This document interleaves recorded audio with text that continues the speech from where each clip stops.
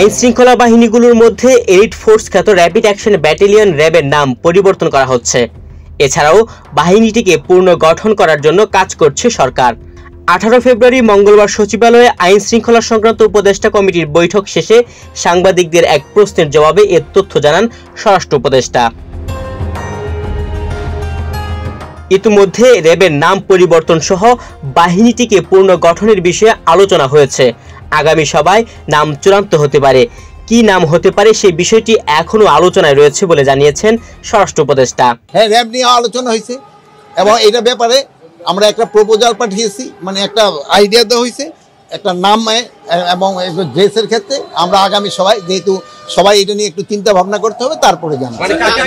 2004 সালে পুলিশের বিশেষায়িত বাহিনী র্যাপিড অ্যাকশন ব্যাটালিয়ন র্যাব গড়ে তোলা হয়েছিল শীর্ষ সন্ত্রাসী দাগী ও দুর্ধর্ষ জঙ্গি দমনে এলিট ফোর্স হিসেবে।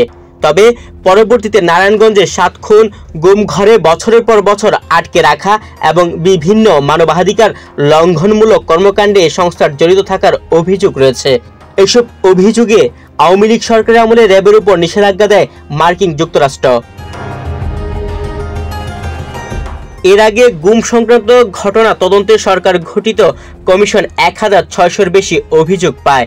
এর মধ্যে 380-টির বেশি অভিযোগ যাচাই করে কমিশন জানিয়েছে 172টি অভিযোগই এসেছে র্যাবের বিরুদ্ধে।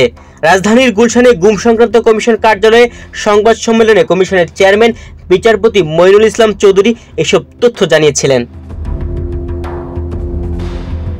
বাংলাদেশের অভ্যন্তরীণ সন্ত্রাস দমনের উদ্দেশ্যে বাংলাদেশ পুলিশের স্পেশাল ইউনিট হিসেবে গঠন করা হয় র্যাপিড অ্যাকশন ব্যাটালিয়ন বা র্যাব। বাংলাদেশ পুলিশের অধীনে পরিচালিত এই আইন শৃঙ্খলা রক্ষাকারী বাহিনী 2004 সালের 26শে মার্চ গঠিত হয় এবং একই বছরের 14 এপ্রিল তাদের কার্যক্রম শুরু করে। দি আর্ম পুলিশ অর্ডিন্যান্স 2004 সালের সংশোধনী অনুসারে বাংলাদেশ পুলিশ, সেনাবাহিনী, নৌবাহিনী, বিমান বাহিনী, আনসার ও BDB, border guard Bangladesh, Bangladesh coast গার্ডের সদস্যদের নিয়ে র্যাব বাহিনী গঠন করা হয়। তুহিন ভুইয়া, বাংলাদেশ প্রতিদিন।